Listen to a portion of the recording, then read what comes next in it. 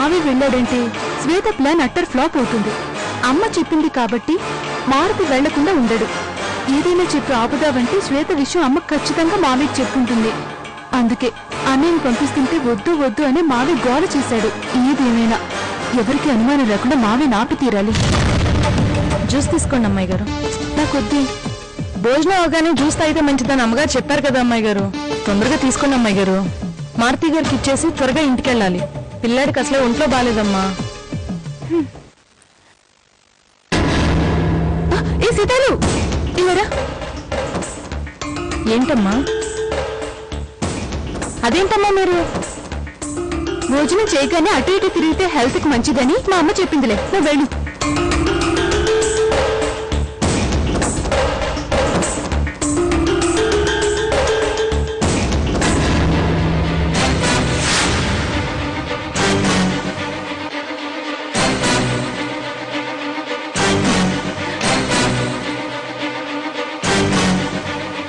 ఇప్పుడు నువ్వు తాగితే నేను ఇంట్లోంచి వెళ్ళమని మా అమ్మ కాదు కదా, ఆ దేవుడు చెప్పినా వినవు.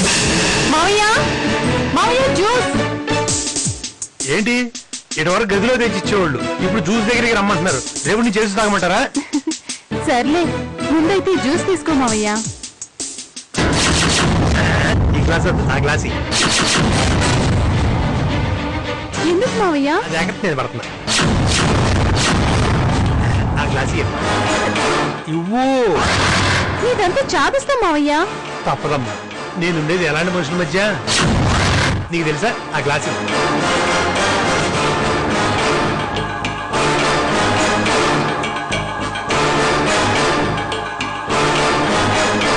చిన్నప్పటి నుంచి చూస్తున్నా నీ తింగరి తెలివి. అందుకే ముందు జాగ్రత్తగా 2 గ్లాసుల్లో కలిపాను. నువ్వు తాగేశావు. సారీ మావయ్య.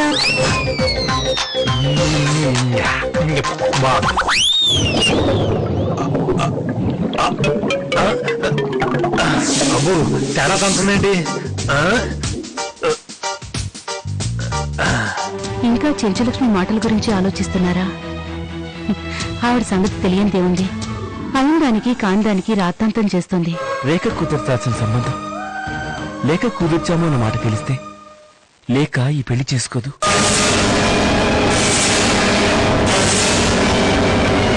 ఇలాంటి అభిప్రాయమే రేఖ కలిగింది.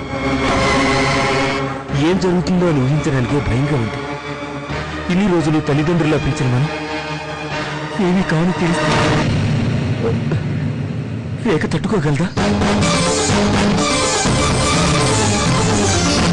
తను నచ్చకపోవడం వల్ల ఈ సంబంధం తప్పిపోయింది అనుకుంటున్న రేఖకి చెంచులక్ష్మి లాంటి ఆలోచన వస్తే రేఖ ఎలా రియాక్ట్ అవుతుందో. లేఖను కాదని రేఖకి పెళ్లి చేయాలనుకున్నప్పుడే మనం రేఖకి నిజమైన అమ్మా నాన్నలం అయిపోయామండి. వద్దు, ఇప్పుడు నిజం తెలియకూడదు. రేఖకి పెళ్ళై తను ఇంటికి కోడలకు వెళ్ళిన తర్వాత తనకు సర్వస్వం అత్తవారిల్లే అవుతుంది. అప్పుడు తను మన సొంత కూతురు కాదని తెలిసినా నష్టం లేదు.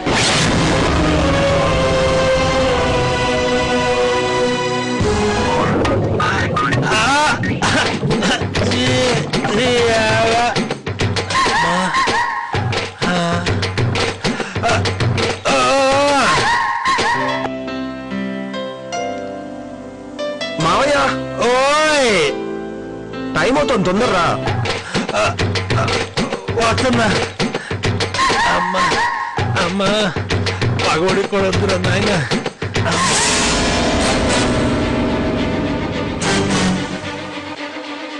సుధా. హలో శ్వేత, నా సైడ్ నుంచి మొత్తం క్లియర్ చేశాను.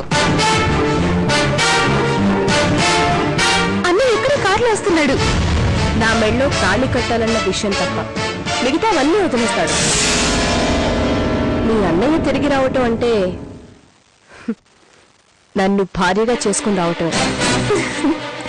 All the best Shriram. నువ్వు బయలుదేరింది సాగర్కి కాదు, నాతో సంసారానికి. త్వరగా వచ్చే శ్రీరామ్.